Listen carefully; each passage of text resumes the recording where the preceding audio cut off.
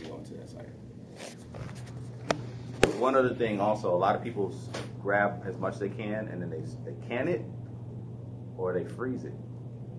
So we have a lot of elders that will pull together resources and just store as much as they possibly can, like the old school ways, and they'll just feed people throughout the winter. It's pretty wild, yeah.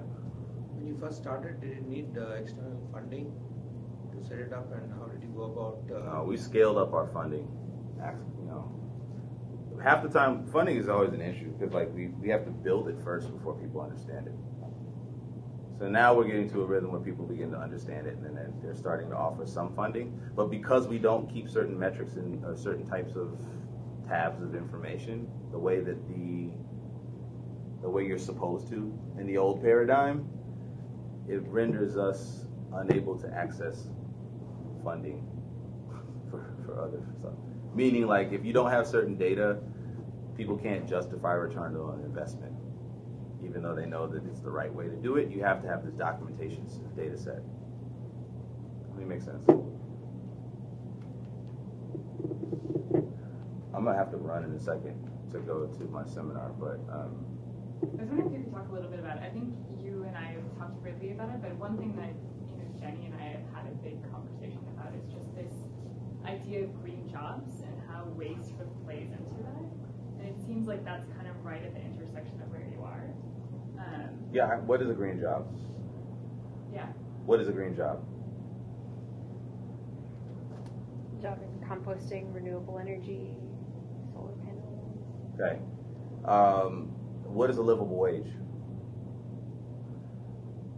What's the economic valuation of you doing something that actually is sustainably right as a livable wage? Can that exist? Solar panels, is it actually sustainable? No. So there's a lot of interrogation needs to be happening with the concept of a green job. Right? Green is green. So it's a wordplay.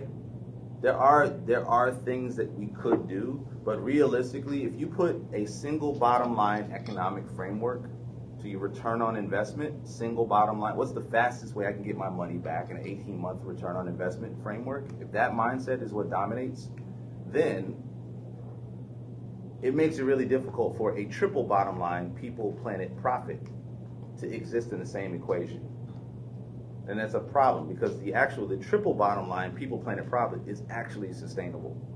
Systems, have you guys seen the living a bridge? This is the most economically unsustainable thing in the world, but it's the most sustainable thing in the world. Have you seen this? That is the roots of trees. And it takes 30 years to cultivate the bridge. It will withstand damn near anything, and it will be there forever. But that is economically unsustainable from a certain lens. That thing gets trained because people watch the roots grow, and then they push it a certain kind of way, and then they weave it a certain kind of way as it begins to grow. I mean, that is cultivated.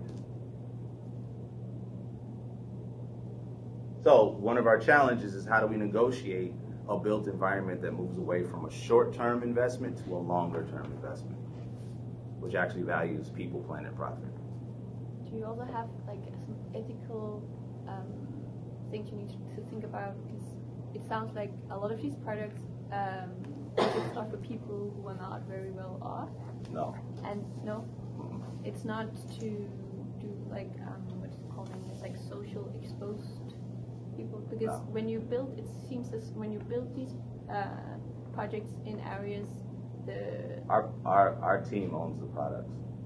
But in the community around, it seems like the taxes is going up, so a lot of people... We own the land.